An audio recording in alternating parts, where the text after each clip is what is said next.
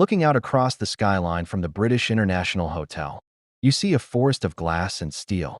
Towering buildings reach into the London sky, reflecting the Thames below. This is Canary Wharf, modern, powerful, and fast-paced. But what if I told you that beneath these skyscrapers lies a forgotten past? A world of ships, dockworkers, and empire. This is not just a financial district. This is a living monument to London's transformation. The name Canary Wharf might sound exotic, and that's because it is. In the early 1800s, this area was part of the West India Docks, built to support Britain's expanding trade with the Caribbean and the Canary Islands. The name comes from one particular quay where bananas, tomatoes, and other fruit from the Canary Islands were offloaded. The docks opened in 1802, massive engineering marvels of their time, secure, efficient, and vital to the economy of the British Empire. This was once the heartbeat of London's maritime trade. Ships from all corners of the globe would anchor here, filled with rum, sugar, coffee, tobacco, and spices. Goods were offloaded into vast brick warehouses that lined the docks. Thousands of people worked here: dockers, tally clerks, sailors, shipbuilders. It was noisy, dirty, dangerous, and essential to Britain's rise as a global power. By the mid-19th century, this was one of the busiest ports in the world. But the world changed. By the 1950s and 60s, a new kind of shipping emerged: containerization. Huge container ships required deeper water and automated ports, neither of which the Isle of Dogs could offer. One by one, the docks closed. Warehouses fell into ruin. Jobs disappeared. What was once London's industrial heart became a forgotten landscape of rust, silence, and decay. The area was left behind, and many believed it would never recover. Then, in the late 1980s, an ambitious idea took shape. What if this derelict wasteland could become the financial future of London?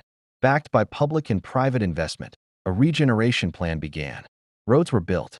The Docklands Light Railway connected the area to the rest of the city. And in 1991, the skyline changed forever. One Canada Square, standing at 770 feet tall, opened its doors. Designed by Cesar Pelli, it became a symbol of rebirth. Soon, banking giants followed. HSBC, Barclays, and Citibank moved their UK headquarters to the wharf. Today, Canary Wharf is a global business district. Over 120,000 people work here every day. Its skyline continues to evolve with residential towers, cultural venues, and public spaces. The architecture is sleek and modern, reflecting ambition and wealth. But it's not just for bankers. Visitors can stroll through Jubilee Park, ride the Uber boat on the Thames, visit the Museum of London Docklands, or shop in high-end arcades below the plaza. The district balances corporate life with public experience. One of the most fascinating things about Canary Wharf is its contrast. Glass skyscrapers rise where wooden ships once docked. Quiet green spaces sit on top of underground malls. It is both future and past, both a symbol of London's empire and its digital age. Even the old docks themselves still exist, preserved in places like South Dock and Millwall Dock, now home to yachts and leisure boats instead of merchant ships. Canary Wharf is easily reached by the Jubilee Line, the DLR, the Elizabeth Line, or even by riverboat. It's busiest during the week, but peaceful on weekends, a great time to explore without the crowds. Whether you're here for the views, the history, the architecture, or just a quiet riverside walk, there's something in this district for everyone.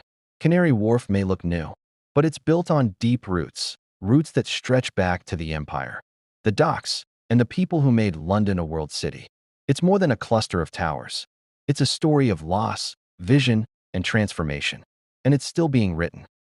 Let's rewind to the early 1800s. The River Thames was the beating heart of global trade. London, capital of the British Empire, needed a new system to handle the overwhelming volume of cargo flowing in from its colonies. In 1802, the West India Docks opened